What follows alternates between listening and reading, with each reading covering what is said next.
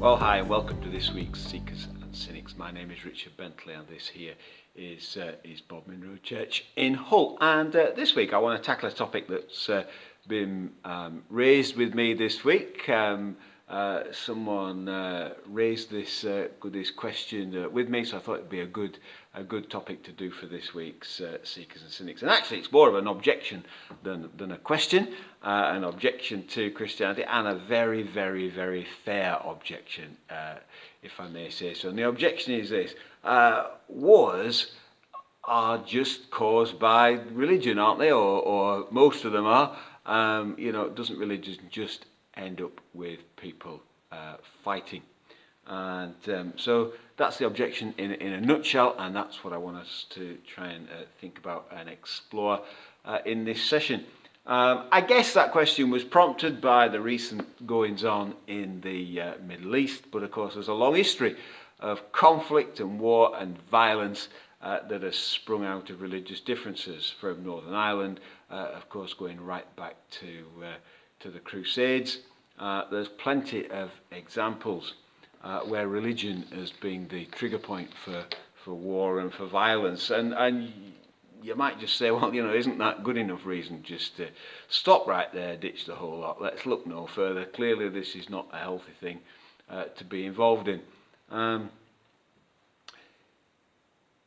Might I suggest that we need to dig a little bit deeper? Very often the truth is more nuanced and complex than the headlines would have us believe, and sometimes we can just get stuck with an easy cliche when actually we do need to think a little bit harder, and I think that is the case in this particular case. So let's take that statement: religion causes wars. Well, yes it does. Yes, absolutely, undeniable. Yes, it does, and I'm not going to attempt to deny it, but I do want to put two caveats on that statement. The first thing is to say this: the sort of religion that causes wars is absolutely nothing at all to do with Jesus and what Jesus taught or what Jesus would prove of. Okay, the two things are entirely different.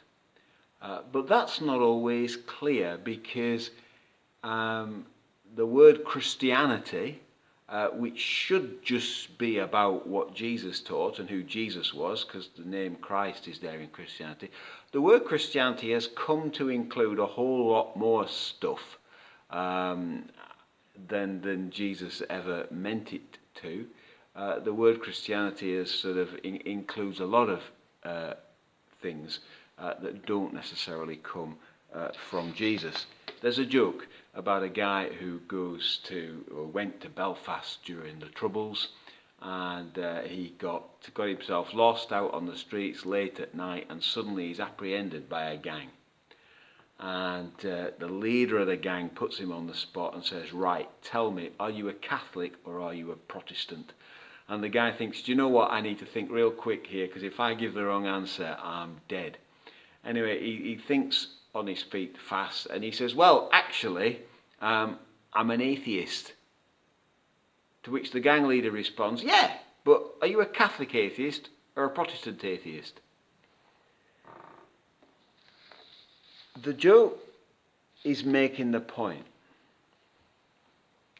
that much religion, even much of what passes as Christianity, is not actually about personal faith anymore, which is what Jesus intended, but is just about tribalism and tribal loyalties. Human beings are tribal, and tribes go to war, and sometimes religious words have been hijacked and used to become tribal banners and to be used for tribal loyalties. But none of that's anything to do with Christianity, really, not real Christianity. None of it's anything to do with Jesus. Jesus came to help us find a personal faith in God. I don't even like using the word religion to describe that, because if people say to me, "Are you religious?" I usually say, "No, I'm not." Because it's not about religion. What Jesus came to do was connect us back with God in a personal way. He taught that we should love our enemies. He taught that we should turn the other cheek. So there's no room in what Jesus came to bring for hate or for violence or for prejudice. But what's happened is that some aspects of Christianity have been hijacked, and some people have hijacked it to define their tribe. I'm this label, I'm that label, and tribes end up fighting. It's similar in the same way that just like, some, forgive me, Millwall fans use football as an excuse for a fight. But they aren't really football fans, aren't they? Are they? They don't really love Millwall, do they? They're hooligans. Yeah? And just like some hooligans wear a football shirt, there are also some hooligans who wear a cross. There are even some hooligans who dress in robes and a cassock and walk around in churches. But they're hooligans. And they're nothing to do with Jesus. And they're out for a fight. But that's not real Christianity.